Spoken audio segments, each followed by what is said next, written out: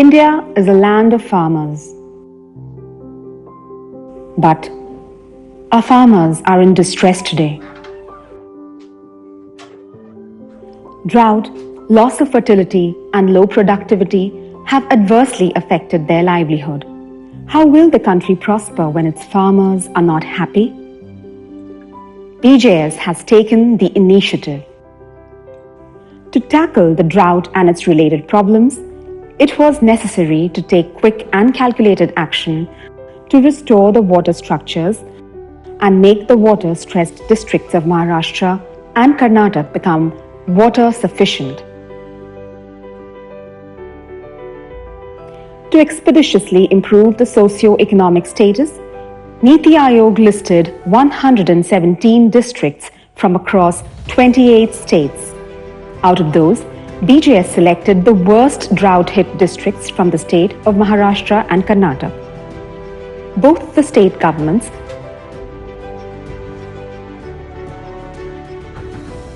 district administration, along with BJS, stepped into action with the Sujalam Sufalam in March 2018 and decided to undertake water conservation activities in the districts of Buldhana, Akola, Washim, Osmanabad, Latur, Yadgir and Raichur. Since 2018 to 2020, across Maharashtra and Karnataka, we have impacted directly and indirectly 7,400 villages, rejuvenated 13,408 water structures, and ensured the availability and sustainability of 9,414 crore litres water for all.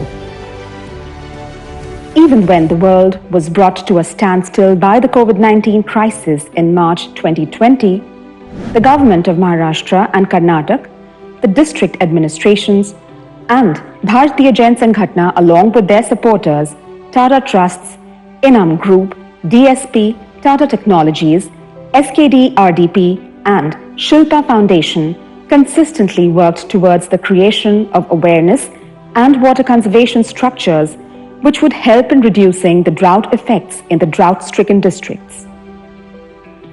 During the lockdown period, with proper care and following strict guidelines, our teams carried out the water conservation work on a war footing. We worked for 44,508 hours, rejuvenated 869 water structures, excavated 25,07,220 cubic meters of silt, increased the water storage capacity of the structures by 251 crore litres, directly benefiting 166 villages in the process.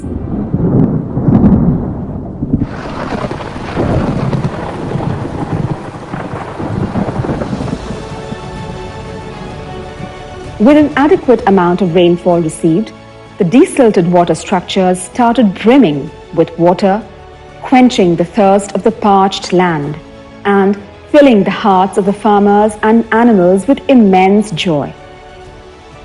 While the world stopped, we worked tirelessly to make Maharashtra and Karnataka water-sufficient states.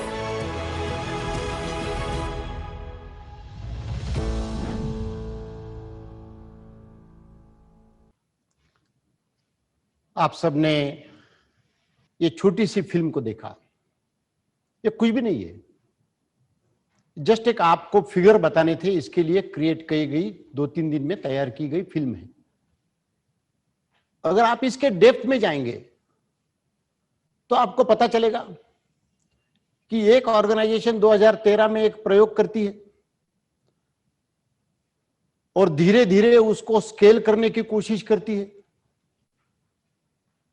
और 2018 में एक पूरे district को water sufficient कैसे बनाया जा सकता है उसका थॉट प्रोसेस सामने लाने की कोशिश करती है।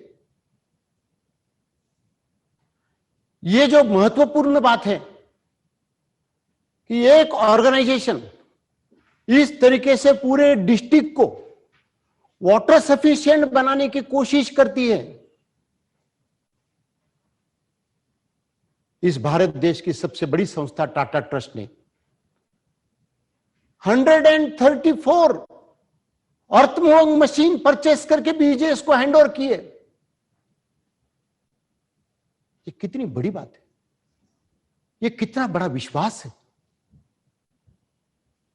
आज अगर कोई ऑर्गेनाइजेशन के ऊपर टाटा ट्रस्ट जैसे ट्रस्ट ने इतना बड़ा विश्वास दिया है तो ये केवल आपके कार्यकर्ताओं के भरोसे पे है, बीजेएस के स्ट्रैटेजी पे है, बीजेएस के काम करने के शैली में है, बीजेएस के वैल्यूज पर है।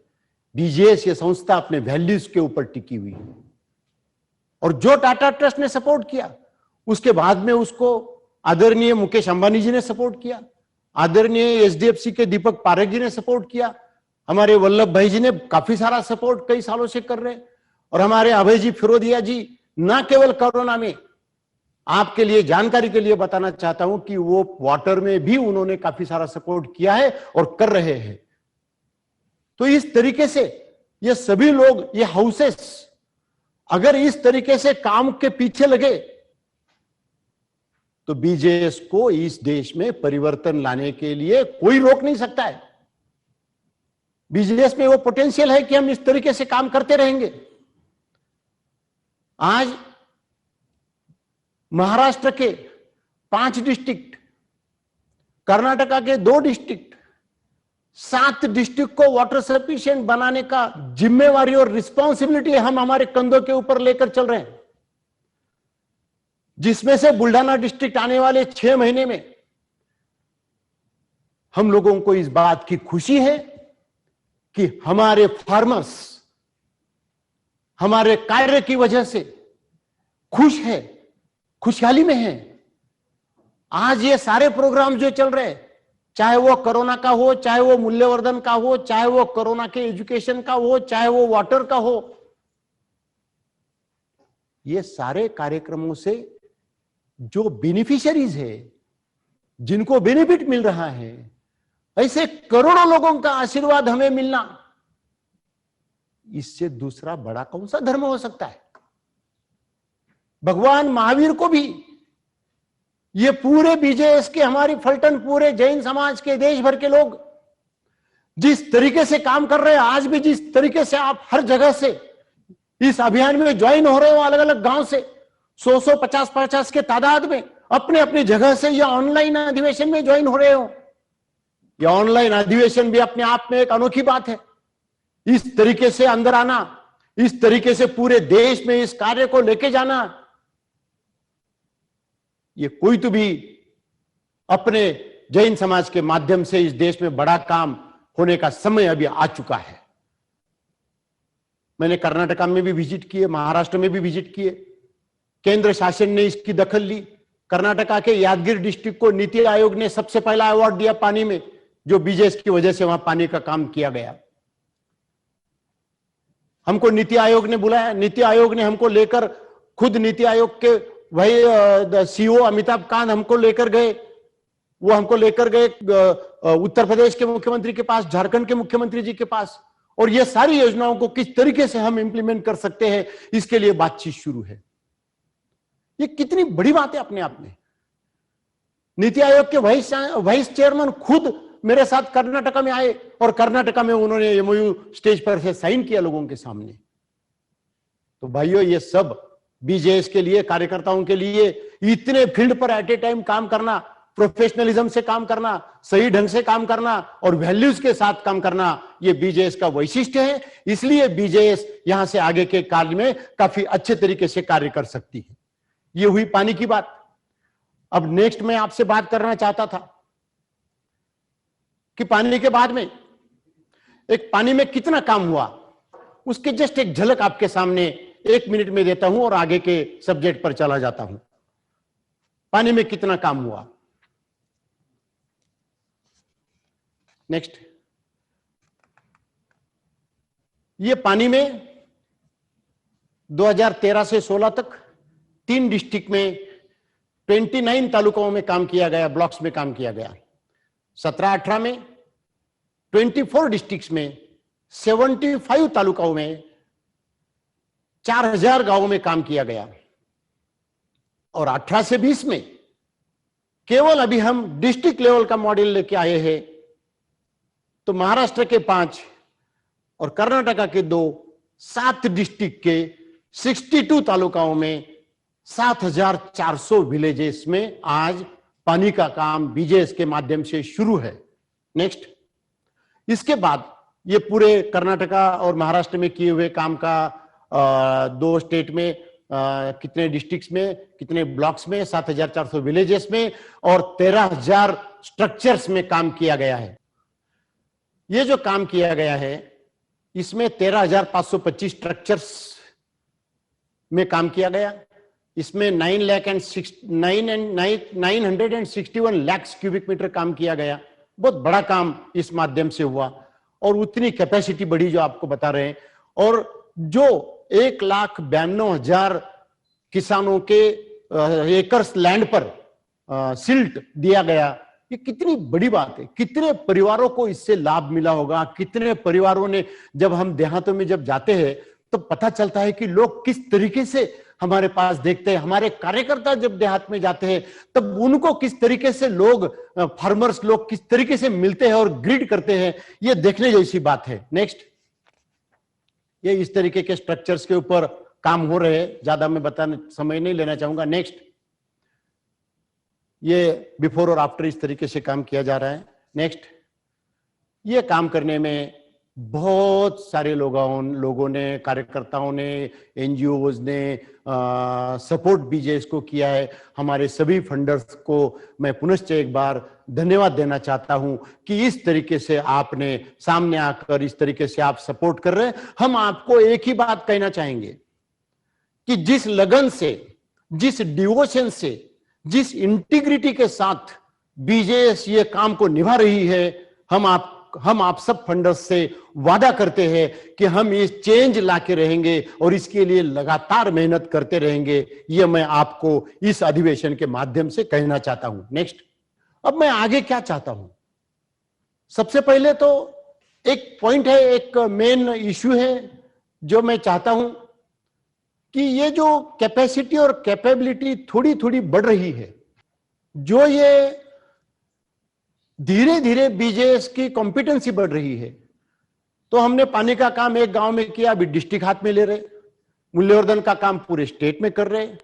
तो इस तरीके से अभी पूरे देश में माननीय प्रधानमंत्री जी ने 119 डिस्ट्रिक्ट को एस्पायरेशनल डिस्ट्रिक्ट्स करके डिक्लेयर किया है।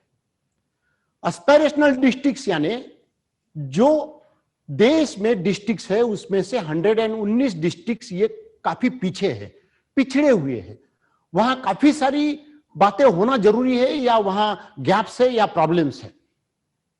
अब मैं ये समझ रहा हूं, अब ये समय आया है कि बीजेएस इस चीज को समझ ले कि देश के उन्नति के लिए, प्रगति के लिए अगर बीजेएस ने इतने काम करके बताए होंगे, चाहे वो हेल्थ के हो, चाहे वो पानी के हो, चाहे वो एजुकेशन के हो, तो कोई भी डिस्ट्रिक्ट को अगर एग्जिस्टिंग केस में से बाहर लाना है, उसमें अगर बदलाव करने हैं, तो हेल्थ होता है, एजुकेशन होता है और वाटर होता है। ये 3 मेजर चीजें उसमें होती है। ये 3 मेजर चीजों में बीजेएस ने अपनी कॉम्पिटेंसी को बिल्ड किया है। अगर बिल्ड किया है तो आगे का रास्ता साफ दिखाई दे रहा है कि अगर केंद्र शासन ने 119 डिस्ट्रिक्ट एस्पायरेशनल डिस्ट्रिक्ट्स करके डिक्लेयर किए हैं, तो बीजेएस यहां से आगे ऐसे एस्पायरेशनल डिस्ट्रिक्ट्स को आइडेंटिफाई करेंगी कि वो एस्पायरेशनल डिस्ट्रिक्ट को चेंज करने का काम, उसमें बदलाव लाने का काम और उसके इंडिकेटर्स बढ़ाकर एक देश में अच्छा काम करने का मौका ये बीजेएस को मिलेगा और बीजेएस ये काम करेगी। ये डिसीजन बीजेएस आज ले रही है। ये काम आसान नहीं है, इस बात की मुझे जानकारी है, क्योंकि आज तक पिछले 35 वर्षों से जो भी काम बीजेएस ने किए हैं, वो नामुमकिन काम को ही मुमकिन बनाने का काम बीजेएस ने किया है। कोई आसान काम बीजेएस ने हाथ में लिया नहीं है और लेना भी नहीं चाहती है। तो ये भी काम आज हम हाथ में ले रहे हैं, एस्पायरेशनल डिस्ट्रिक्ट को प्रगति पथ पर लाना। ये काम बीजेएस अपने हाथ पर ले रही है महाराष्ट्र में 4 एस्पायरेशनल डिस्ट्रिक्ट्स है, उस्मानाबाद, वाशिम, नंदुरबार और गढ़चिरौली। मैं आप सब बीजेएस के कार्यकर्ताओं को आज इस अधिवेशन के माध्यम से वादा आपके साथ करना चाहता हूं कि हम एस्पायरेशनल डिस्ट्रिक्ट का मॉडल अभी शुरू करेंगे और धीरे धीरे उसमें प्रोफेशनली काम करके उसमें नीति आयोग के इंडिकेटर्स को इंप्रूव करके बताएंगे। और मुझे विश्वास है, कॉन्फिडेंस है अपने आप पर, ओवर कॉन्फिडेंस बिल्कुल भी नहीं है, अपनी पोटेंशियल पर, क्षमता पर मेरा भरोसा है और आपके सभी कार्यकर्ताओं के पोटेंशियल पर मेरा भरोसा है। इसलिए हम ये एस्पायरेशनल डिस्ट्रिक्ट का काम आने वाले कुछ दिनों में शुरू करेंगे। इसके लिए बिल गेट फाउंडेशन हमें सहयोग करने के लिए तैयार है।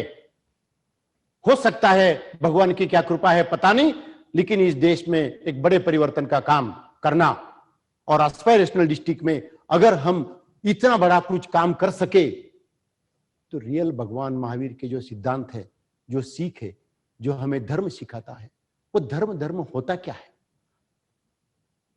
जिस आदमी को जरूरत है उस आदमी को सहयोग करे, जहां प्रॉब्लम्स है वो प्रॉब्लम रिजॉल्व करे। इससे बड़ा दूसरा कोई धर्म होता नहीं है। इसलिए ये रियल धर्म का पालन अगर हमें करना है तो मात्र और मात्र सेवा के माध्यम से ही कर सकते हैं। मुझे इस बात की गारंटी है कि हम ये चीज को आने वाले कुछ दिनों में निश्चित रूप से पूरा करने की कोशिश करेंगे। इसके लिए हमने एक प्रोफेशनल टीम को काम पे लगाया है। इसके लिए काफी सारे एडमिनिस्ट्रेटिव वर्क किए जा रहे हैं और आप सबके सामने ये बात इसलिए रख रहा हूं क्योंकि आप मेरे सभी परिवार के सदस्य हैं, 35 वर्षों से मेरे साथ जुड़े हुए हैं। हम सब लोग एक साथ में मिलकर अगर हम जैन समाज भले उसकी पॉपुलेशन 0.5% क्यों न हो, लेकिन इस देश में कितना बड़ा सेवा का काम कर रख सकती है। मुझे पहले दिन से अभी तक काफी साल ये भारतीय जैन संगठन में जैन नाम क्यों है करके काफी सारे लोग इशू कर रहे थे। पैसा देने के लिए जब सबसे पहले वाघोली का कंस्ट्रक्शन किया तब भी मुझे वर्ल्ड बैंक ने यही क्वेश्चन पूछा। उसके बाद जब आत्महत्या के बच्चे पुणे में लाए गए 1000 बच्चे, तब नारायण मूर्ति साहब ने उनको फाइनेंशियली सपोर्ट किया वल्लभ भाई के कहने की वजह से। उन्होंने भी सबसे पहले यही क्वेश्चन निकाला था। ये टाटा ट्रस्ट हो, इतने बड़े ट्रस्ट है, सभी उन्होंने भी पहले प्रश्न निकाला था। लेकिन आखिर में हम लोगों ने ये कन्विंस किया कि बीजेएस जो भी काम कर रहा है वो काम महत्वपूर्ण है और जैन समाज के हमारे लोग सब तरफ हमें सहयोग करते हैं। इसमें कोई भी धर्म की बात नहीं है, या इसमें कोई भी हम सिर्फ सेवा और सेवा की काम करते हैं। तो मान दो अगर आपका मन प्रांजल है, आपका दिल साफ है, तो भगवान भी आपको साथ देता है। ये दृष्टि से हम ये सारे काम आगे ले जाने की कोशिश कर रहे हैं। अब नेक्स्ट आखिरी बात मैं आपसे कहना चाहता हूं, वो बात ये है कि अब मैं बीजेएस को आगे क्या देखना चाहता हूं, कैसे देखना चाहता हूं। काफी सारे विचार मन में आ रहे हैं। बीजेएस के काफी सारे टर्निंग पॉइंट रह चुके हैं। बीजेएस ने 85 में शुरू किया, तब फैमिली स्ट्रक्चर पे फोकस किया। सामूहिक विवाह, वधूवर सम्मेलन, विधवा विधुर परित्यक्ताओं का सम्मेलन। जैसे मैंने आपको बताया, आज ये प्रोग्राम शुरू होने के पहले बीजेएस का ऑनलाइन विधवा विधुर परित्यक्ताओं का सम्मेलन मैंने उद्घाटन किया है और आज इंडिया के कई लोग वो सम्मेलन में ऑनलाइन सम्मिलित है।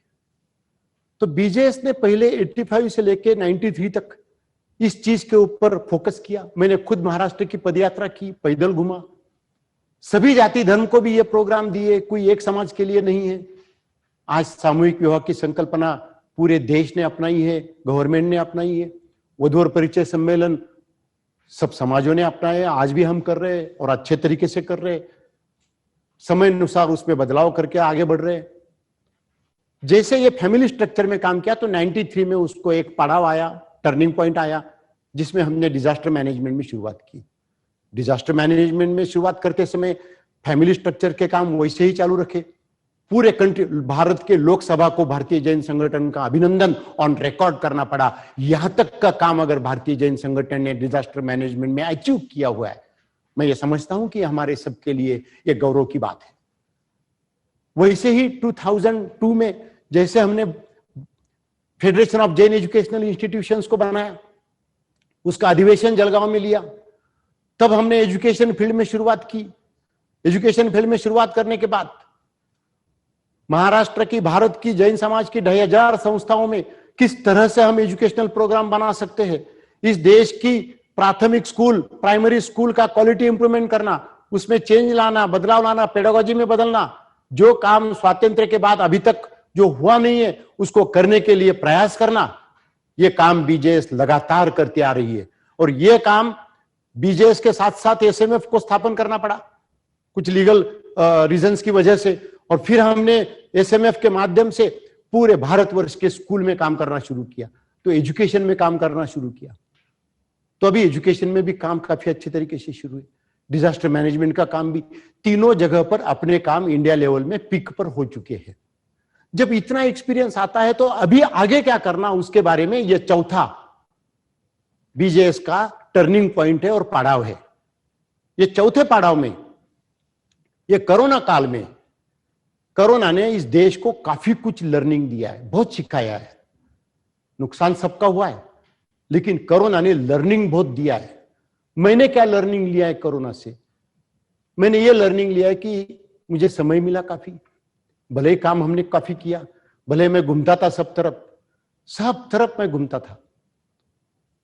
बंबई के धारावी में चेंजेस लाने का काम भी इस माध्यम से किया गया, मालेगांव जैसे हॉटस्पॉट को कम करने का काम भी इस माध्यम से किया गया, जिसका कॉग्निजेंस WHO को भी लेना पड़ा, इंटरनेशनल ऑर्गेनाइजेशंस को भी लेना पड़ा। ये इतना बड़ा काम होने के बावजूद और इतना सब तरफ घूमने के बावजूद जो भी कुछ थोड़ा बहुत मौका मिला सोचने का, क्योंकि मैं इस बात को मानता हूं कि हर एक चीज में हमें कहां अपॉर्चुनिटी दिखती है, हर डिजास्टर में हमने आज तक, इसलिए ये कोरोना से हमने हमारे काम की कार्यशैली को बदलना चाहिए, बीजेएस में बदलाव आने चाहिए। इसलिए बीजेएस 2 ये कैसी होगी, इसके ब्रेनस्टॉर्मिंग शुरू है, इसके लिए काफी विचार प्रणाली शुरू है, मैं नया पूरा डॉक्यूमेंटेशन कर रहे हैं, और बीजेएस 2 ये आपको अलग तरीके से सामने दिखने वाली है, और ये अलग तरीके से जो दिखेगी वो समय पर आप सबको सूचित किया जाएगा, आप सबके कंसल्टेशन लिए जाएंगे, और फिर बीजेएस 2 का नक्शा आपके सामने लाया जाएगा, जिसमें हम कुछ कॉन्क्रीट डिसीजंस लेना चाहते हैं, कुछ कॉन्क्रीट आउटपुट लाना चाहते हैं, कुछ बड़े काम करना चाहते हैं।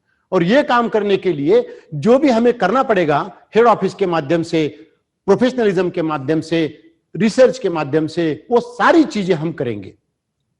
और बीजेएस 2 में टेक्नोलॉजी का यूज मैक्सिमम किया जाएगा। आज बीजेएस का राज्याधिवेशन टेक्नोलॉजी बेस हो रहा है। आज हम लोग पुणे से जुड़े हैं, हमारे राज्याध्यक्ष जालना से जुड़े हैं, हमारे राष्ट्रीय अध्यक्ष तमिलनाडु से जुड़े हैं, ये कंट्रोल करने वाले लोग कर्नाटका से जुड़े हैं, देखने वाले लोग 100 50 हर जगह पर बैठे हैं। यही अधिवेशन में 10 5 हजार लोग पुणे में आते थे, या चेन्नई में आते थे, बेंगलोर में आते थे, उनको कितना जर्नी करना पड़ता था, कितना समय देना पड़ता था। आज वो सब कंप्लीट हुआ है, और आज हम एक 1-to-1 रूबरू आप सबसे कर रहे हैं। तो ये टेक्नोलॉजी ने और कोरोना ने ये पॉसिबल किया है। कोरोना के पहले भी ये सुविधा उपलब्ध थी, लेकिन हम लोग उसको चिपक नहीं रहे थे। आज वो सारी चीजें हम इस्तेमाल कर रहे हैं। आज ही दूसरे वधू और परिचय सम्मेलन विधवाओं के बीजेएस के चालू है। जब एम्पावरमेंट ऑफ गर्ल का सवाल आता है, smart girl program, at a time एक दिन 25 जगह पर बीजेएस के प्रोग्राम चल रहे हैं, ऑनलाइन प्रोग्राम चल रहे हैं। तो अगर ये प्रोग्राम्स इस तरीके से, अभी हमने 15 दिन पहले बीजेएस का एक अवार्ड सेरेमनी लिया, काफी लोगों को अवार्ड दिए। वो जो अवार्ड हमने सब लोगों को दिए, पूरे ऑनलाइन दिए। तो इस तरीके से हम हमारे कार्यशैली में चेंजेस करना चाहते हैं। न्यू बीजेएस में, बीजेएस 2 में हम यंग जनरेशन के साथ डायरेक्ट जुड़ना चाहते हैं। हम डायरेक्ट आपके बच्चों से पहली से लेकर 10वीं तक उसके साथ क्या क्या कर सकते हैं ऑनलाइन में, उसके बारे में प्रोग्राम्स के डिजाइनिंग और डेवलपमेंट का काम मुख्य कार्यालय में शुरू है। काफी बड़ा काम शुरू है, मैं आपको कहना चाहता हूं। और काफी इसके ऊपर ब्रेनस्टॉर्मिंग अच्छे लोगों के हो रहे, प्रोफेशनल लोगों के हो रहे, और हम लोग ये सारी चीजें, नई चीजें लेकर आपके पास आने वाले हैं कुछ दिनों में, उसका प्रोसेस चल रहा है। ये नए सिलसिले में जितने भी हम अब काम करेंगे उसका मल्टीप्लिकेशन ये कई गुना ज्यादा होगा। और इसकी वजह से हमने पूरे के पूरे इसका एक टेक्नोलॉजी प्लेटफॉर्म बनाया जिसमें परसिस्टेंट टेक्नोलॉजी ने हमको सपोर्ट किया।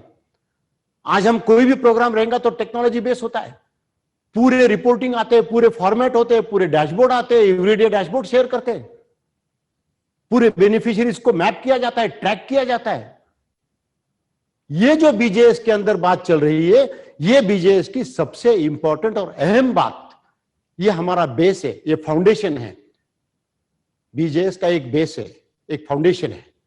उसके बाद बीजेएस को 35 इयर्स का लॉन्ग एक्सपीरियंस है, बड़े बड़े रिस्क अपने कंधों पर लेने की आदत है। हमारे देश भर में लाखों कार्यकर्ता हर तरफ जुड़े हुए हैं। कार्यकर्ताओं को सही काम देना, कार्यकर्ताओं ने क्यों बीजेएस में आना?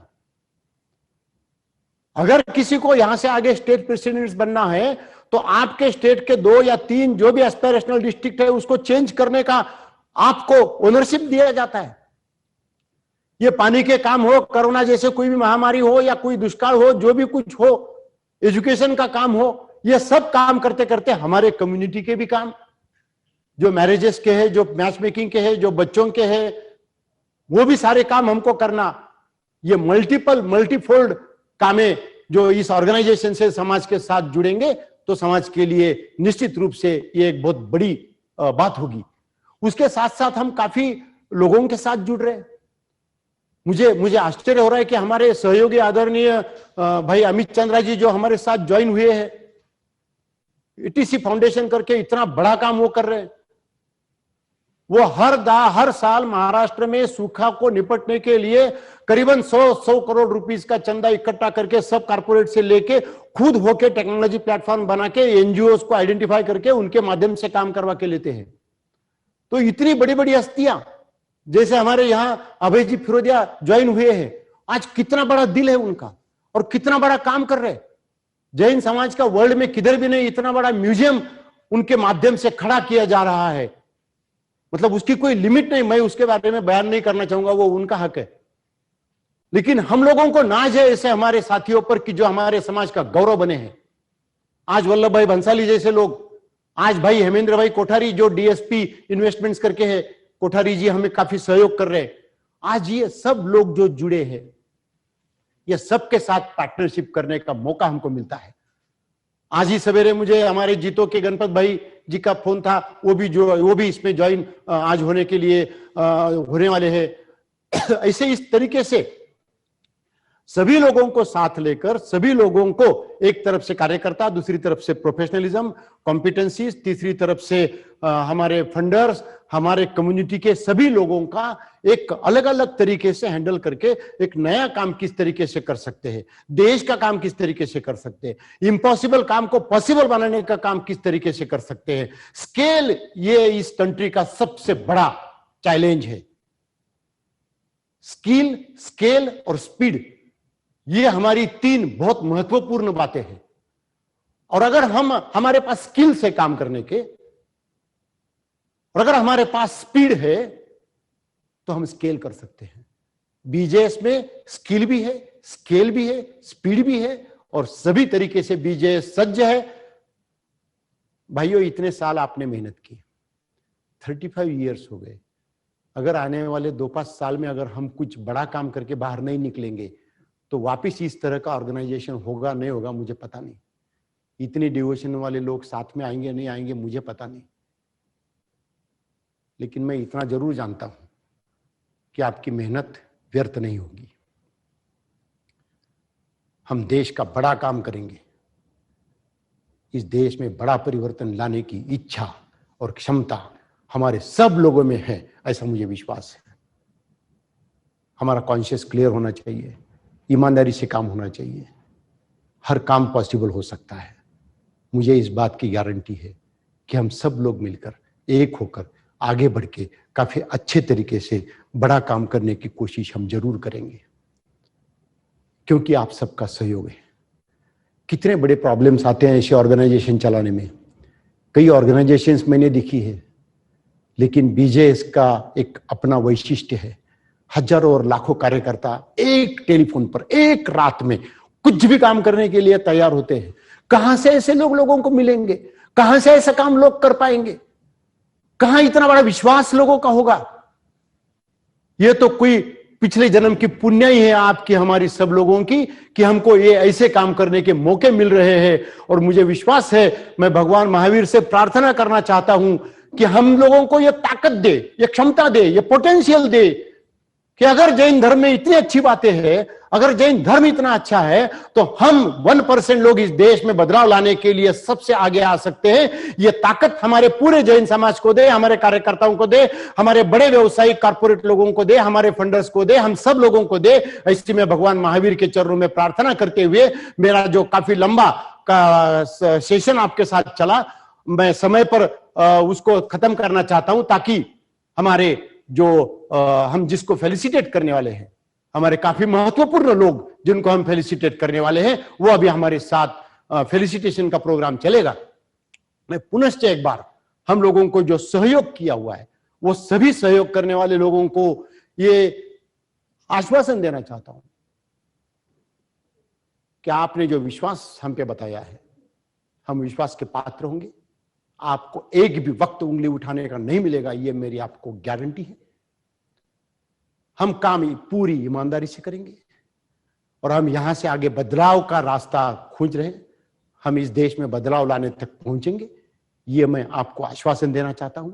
और आपने जो सहयोग किया है, वो सहयोग के लिए मैं आपका पुनश्च एक बार आभार मानता हूं। बहुत बहुत धन्यवाद परम श्रद्धेय, परम आदरणीय भारतीय जैन संगठन के संस्थापक शांतिलाल जी मूथा साहब का। साथियों, आज एक अद्भुत मौका है, अद्भुत क्षण है 35 साल के इस अदम्य साहस का, अदम्य शक्ति का, अदम्य विश्वास का।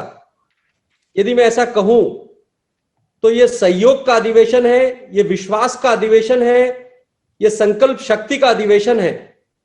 पिछले 35 साल की इस जर्नी को जिस तरीके से, जिस विश्वास के साथ, जिस संवेदनशीलता के साथ में एक युवा साथी के द्वारा किस प्रकार जीवन में बेसिक से शुरू करके एक इतना बड़ा विश्वास देश के सामने प्रकट करने की इस जर्नी जो हमारे सामने प्रकट की गई, और इस जर्नी के सहयोगी आज हमारे बीच में उपस्थित है। साथियों, शायद भारतीय जैन संगठन के इस 35 साल के इतिहास का ये ऐतिहासिक पल है, ये ऐतिहासिक क्षण है। साथियों, घड़ी मिलाइए, हमारे एजेंडा को देखिए। 11:45 पर हम हमारे उन विश्वास प्रार्थियों का, उन सहयोगियों का, उन आशीर्वाद प्रदाताओं का जिस तरीके से आज हमें मौका मिला है, साथियों, सम्मान शब्द उन लोगों के लिए छोटा है।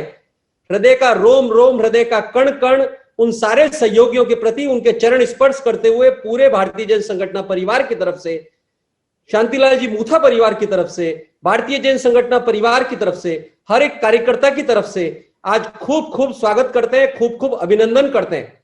साथियों, आज हमारे लिए, पूरे भारतीय जैन संगठन परिवार के लिए, पूरे जैन समाज के सभी जैन साथियों के लिए गर्व का मौका है। हमारे बीच में हमारी ये ऑर्गेनाइजेशन 4 दशकों से काम कर रही है, और 4 दशकों से काम करने वाली हमारी ये संस्था को 3 पीढ़ियों से सहयोग करने वाले परम आदरणीय डॉक्टर अभय जी फिरोदिया परिवार, आदरणीय नवलमल जी से, आदरणीय अभय जी से और आदरणीय प्रसन्न जी फिरोदिया परिवार से, जैसा आदरणीय भाऊ ने कहा कि आदरणीय नवलमल जी का आशीर्वाद लातूर के भूकंप से मिला, आदरणीय फिरोदिया साहब ने अहमदनगर के सुजलाम सुफलाम से सहयोग देने से लगाकर इस कोरोना जैसी महामारी के दौरान, इस संकट की घड़ी में सबसे पहले पूना, पिंपरी चिंचवड़ के अंदर 100 मोबाइल डिस्पेंसरी के माध्यम से, डॉक्टर एट डोर स्टेप के माध्यम से, उसके पश्चात स्वैप सेंटर का उद्घाटन करने से लगाकर अनेक भारतीय जैन संगठन की योजनाओं को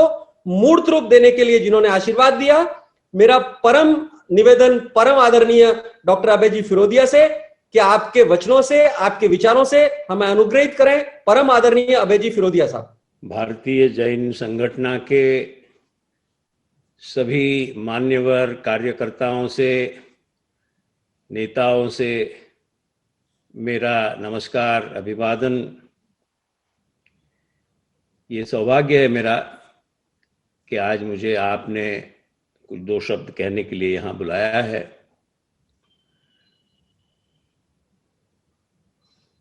देश के अंदर अच्छा काम करना, संकट निवारण का काम करना, आर्थिक व्यवस्था सुधारने का काम करना, ये बहुत बड़ा काम है, इसमें शंका नहीं। पर मैं जब शांतिलाल जी मुथा को देखता हूं और भारतीय जैन संगठन के काम के बारे में मुझे ज्यादा पता चल रहा है, तो मुझे सबसे बहुत बड़ी बात जो लगती है वो ये है कि शांतिलाल जी सिर्फ वो काम नहीं करते हैं, उन्होंने हजारों नए शांतिलाल मुथा निर्माण किए हैं। सबसे बड़ी बात यह है कि समाज के अंदर कर्तृत्वशाली और मूल्यों में आस्था रखने वाले कार्यशील लोग पैदा हुए। समाज की जो शक्ति है वो इसी में है। तो मैंने देखा है कि गत 2 वर्षों में जब से मैं शांतिलाल जी के साथ में थोड़ा जुड़ा हूं, तो मैंने बहुत प्रेम से ये देखा है कि उन्होंने क्या बढ़िया लोग प्रोत्साहित किए हैं, युवाओं को वो इस कार्य में लाए हैं। हमारे पूना में एक बड़े विचारक थे, बाला साहेब भारदेकर के। आप में से बहुत सारे लोगों ने उनको शायद सुना भी होगा। तो वो मुझे हरदम कहते थे कि हर धर्म प्रवर्तक आज तक जितने भी हुए, ऋषभदेव से लगा के तो महात्मा गांधी तक, सत्य कह के गए। सत्य, पर सत्य क्या है इसके ऊपर अलग अलग लोगों ने सिद्धांत बनाए कि सत्य ये है, सत्य वो है। और जो एक सिद्धांत को जो फॉलो करने लग गए, उनका एक संप्रदाय बन गया। दुर्भाग्य ये है कि हम संप्रदाय को धर्म समझते हैं। जैन समाज भी एक संप्रदाय है, तो जैन समाज में होना यानी धर्म में होना ऐसा नहीं है। धर्म ये सत्य है और सत्य सबका एक ही है। उसको किस तरह से देखा जाता है ये अलग बात है। पर जो संप्रदाय पहले थे, उनको बांध के रखने की जो शक्ति संप्रदाय में थी, वो अब इस आधुनिक युग में घटती जा रही है। और इसलिए मुझे इस बात का बहुत कुतूहल है, बहुत मैं इसका अभिनंदन करता हूं कि शांतिलाल जी ने जो हमारे मूल्य है, सेवा, शिक्षा, साधना, ये जैन समाज के मूल्य है, इनको ना नजरअंदाज करते हुए एक ऐसी जबरदस्त संस्था निर्माण की है कि जिसके माध्यम से जो हमारे विचार है, हमारे समाज के, हमारे धर्म मूल्य है, उनको आगे बढ़ाने के लिए हजारों लोग कार्यान्वित हो सकते हैं और उन्होंने किए हैं। भारतीय जैन संगठन, ये 3 शब्द है, भारतीय, जैन और संगठना। मुझे याद नहीं कि जब इन्होंने ये शुरू किया था तो इतने विचार पूर्वक किया था क्या। भारतीय इस शब्द के अंदर हमारी देशभक्ति आती है। हम भारतीय हैं। इस भारत भूमि में जो उच्च विचार आज तक आए हैं, उन उच्च विचारों का सम्मान करने वाले हम लोग हैं, उन विचारों को पकड़ के चलने वाले हम लोग हैं। तो हमारी देशभक्ति, हमारे संस्कृति के प्रति जो आस्था है, वो भारतीय शब्द में से आती है। जैन ये शब्द बहुत महत्वपूर्ण है। जैन कौन? जैन ये शब्द आपको आश्चर्य होगा, सिर्फ 1500 साल पुराना है। भगवान महावीर जैन नहीं थे, भगवान महावीर श्रमण थे, तो हम श्रमण भगवान महावीर कहते हैं। ऋषभदेव जो हजारों साल महावीर से हजारों साल पहले होके गए, वो भी जैन नहीं थे, वो भी श्रमण थे। जैन ये शब्द वो है कि जो जिन जो थे उनके बताए हुए मार्ग पे चलते हैं, वो जैन। तो इन्होंने ऐसे लोगों को साथ में लिया है कि जो जिन मतलब जो जिन थे, उनके मूल्यों को वो अपनाते हैं, वो उनका एक मार्गदर्शक, एक लाइट है, एक मार्गदर्शक प्रकाश है। और संगठना बहुत बड़ा शब्द है। आधुनिक जगत के अंदर संगठना के बगैर कुछ नहीं हो सकता। आप समझ ले इस बात को कि हिंदुस्तान में जब अंग्रेज आए तो वो बड़ी सेना लेके नहीं आए, वो सिर्फ एक संगठना लेके आए, कंपनी आए। उनके पास में ऑर्गेनाइजेशन था, उनके पास में सिस्टम थी, उनके पास में ट्रेनिंग था, उनके पास में कम्युनिकेशन था, उनके पास में कोऑर्डिनेशन था। उस संस्था के बल पर उन्होंने भारत जैसे विशाल देश के ऊपर कब्जा किया। अब उन्होंने बुरा किया, ये बात अलग है, मैं उसमें नहीं जाना चाहता। पर मैं ये मानता हूं कि संगठना इस शब्द का बहुत बड़ा महत्व है। और आगे भविष्य में जाके किसी भी देश को, किसी भी समाज को, किसी भी व्यक्ति को अगर आगे बढ़ना है तो संगठना के साथ ही जाना पड़ेगा। तो भारतीय जैन संगठना, इसके अंदर में बहुत एक बड़ा विचार देखता हूं। मैं सिर्फ एक कुछ हजार लोगों का झुंड नहीं देखता हूं, मैं इसके अंदर एक आत्मीयता देखता हूं, मैं इसके अंदर एक धर्म के मूल्यों के प्रति श्रद्धा देखता हूं, और मैं कार्यक्षम होने के लिए जो चीजें चाहिए, जो हमारे पास में कम्युनिकेशन चाहिए, ऑर्गेनाइजेशन चाहिए, डायरेक्शन चाहिए, ये सब चीजें मैं इसमें देखता हूं। तो शांतिलाल जी, आपने एक बहुत बड़ा काम किया है, और वो काम ये सिर्फ आज की जनरेशन नहीं, आगे सब जनरेशन इसको याद रखेंगी। महात्मा गांधी और पंडित नेहरू में एक बहुत बड़ा फर्क था। महात्मा गांधी मानते थे कि हमारे देश की क्रांति ये विलेजेस से होगी, हमारे देश की क्रांति लोगों को शामिल करके होगी। उन्होंने खुद ने आगे आके अपना काम करना है, अपने समाज, अपने आर्थिक व्यवस्था का सुधार करना है। उनका फोकस लोकल था। हिंद स्वराज करके उनकी जो पुस्तक है, उसमें उन्होंने बताया है कि भारत आगे बढ़ेगा तो समाज के लोग अपने अपनी जगह पे काम करके जब समाज को बढ़ाएंगे तब भारत आगे बढ़ेगा। पंडित नेहरू ये कम्युनिस्ट सोशलिस्ट आदमी थे। वो ये मानते थे कि नहीं, जो रशिया के अंदर एक्सपेरिमेंट हुआ, जिसके अंदर सेंट्रल प्लानिंग है और सब सरकारी अधिकारियों के हाथ में सब ताकत है, और लोगों ने वो सरकार बोलती है वो मानना है, सरकार पैसे देगी, सरकार काम करेगी, इस विचार ने इस देश का सत्यानाश कर दिया।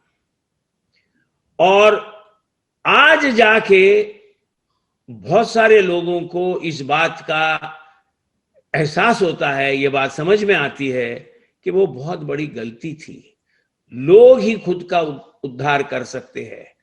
और मुझे शांतिलाल जी को इस बारे में धन्यवाद देना है, उनकी सराहना करनी है, उनका अभिनंदन करना है कि उन्होंने सरकार जैसे राक्षस को, जिसके ऊपर किसी का विश्वास नहीं है, जिसके एफिशिएंसी के बारे में आप किसी से भी पूछो, अगर वो सच बोलने वाला है तो बोलता बेकार है, ऐसे राक्षस को हाथ में लेके उन्होंने समाज का कार्य किया। ये छोटी बात नहीं है। आपके पास में बहुत पैसा है, टाटा ट्रस्ट जैसा या इन्फोसिस जैसा, और आप खुद होके काम करो तो एक बात है, उसकी भी सीमा है। पर शांतिलाल जी ने ये सीमा पार कर ली है। उन्होंने एक तरफ समाज को इन्वॉल्व किया है, समाज के युवाओं को इन्वॉल्व किया है, समाज के युवाओं को प्रोत्साहित किया है, प्रशिक्षित किया है, कार्यान्वित किया है, और दूसरी तरफ उन्होंने इस सरकार जैसे राक्षस को हाथ में पकड़ के उससे काम करवाया है। सरकार से काम करवाना ये एक भगीरथ प्रयत्न है। गंगा को धरती पे लाने वाला जो भगीरथ था, वो भगीरथ इसलिए बड़ा माना जाता है और भगीरथ प्रयत्न इसलिए करते कि छोटा काम नहीं था। तो सरकार से काम करवाना ये बहुत बड़ी बात है, और शांतिलाल जी आपने ये किया। मुझे बहुत आनंद है कि आपने आपके कार्य के साथ हमको जोड़ा है। हमें खुशी है कि आप जो काम कर रहे हो वो हम समझने की कोशिश करते, हो सकता है उतना आपके साथ जुड़ते हैं, पर आप जो काम कर रहे हो वो जैन समाज के लिए बहुत बड़ा वरदान है।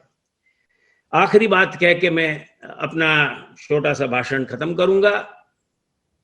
बहुत सारे लोग ये समझते हैं, जैन लोग ये समझते हैं कि जैन धर्म के प्रस्तावक महावीर थे। जैन धर्म के प्रस्तावक महावीर नहीं थे, महावीर आखिरी तीर्थंकर थे।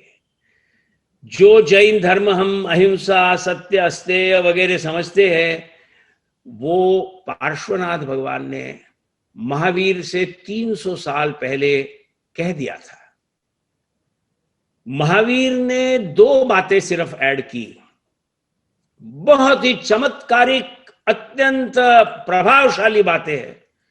एक तो अनेकांतवाद, मतलब कोई एक चीज बराबर नहीं है, हर एक का सत्य अलग हो सकता है। अनेकांतवाद, इस सिक्के की दूसरी बाजू स्यादवाद है। स्यादवाद मतलब आग्रह नहीं करना कि मैं कह रहा हूं वो बराबर है, शायद आप कहते हो वो भी बराबर है।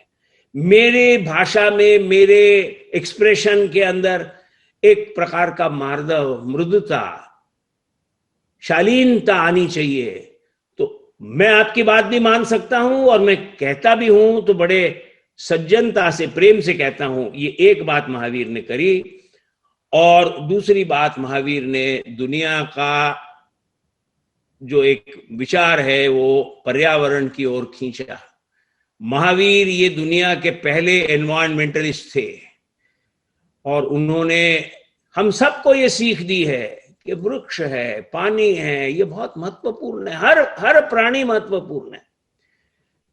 पर जैन समाज इस बात के ऊपर अटक के रहे तो वो अधूरी बात है। मैं ये मानता हूं कि जैन समाज का मुख्य उद्देश्य व्यावसायिक रूप से, व्यावहारिक रूप से, व्यक्तिगत रूप से संपत्ति का निर्माण करना है। संपत्ति का निर्माण ये जैन धर्म का मूल मूल्य है। ये बात ऋषभदेव ने कही है। उन्होंने क्रिएट वेल्थ ऐसा अंग्रेजी में नहीं कहा था। उन्होंने असी मसी कसी व्यापार, वाणिज्य, विद्या वगैरह बातें कही थी। उन्होंने शांति, अहिंसा ये नहीं कहा, या उसका उन्होंने विरोध नहीं किया, पर उन्होंने आपको प्रोत्साहित किया कि आप कार्यान्वित हो, आप कुछ निर्माण करो, आप समाज को बढ़ाओ, समाज को सक्षम बनाओ।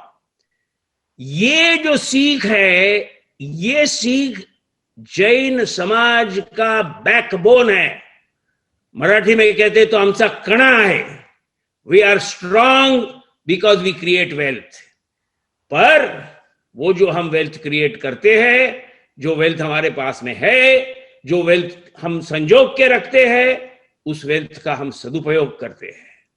ये सदुपयोग जो है ये महावीर से आया है, और कार्यक्षमता जो है वो ऋषभदेव से आई है। तो 24 तीर्थंकरों का ये जो बहुत बड़ा कार्यकाल था, हजारों वर्ष का, उसके अंदर जो सीख हमको मिली है, उसका एक अंग हमने कार्यक्षम रहना ये है।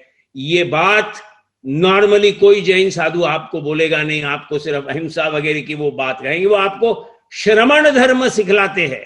श्रमण वो जो साधु है, हमको श्रावक धर्म सीखना है। श्रावक वो जो जैन समाज का अनुयायी है, मूल्यों का अनुयायी है, उसने कार्यान्वित रहना चाहिए, कार्यक्षम रहना चाहिए, और उसने अपनी शक्ति को जनसाधारण के लिए, जग के लिए वापरना चाहिए। ये बात प्रत्यक्षिक रूप से शांतिलाल जी मुथा ने हमें बताई है।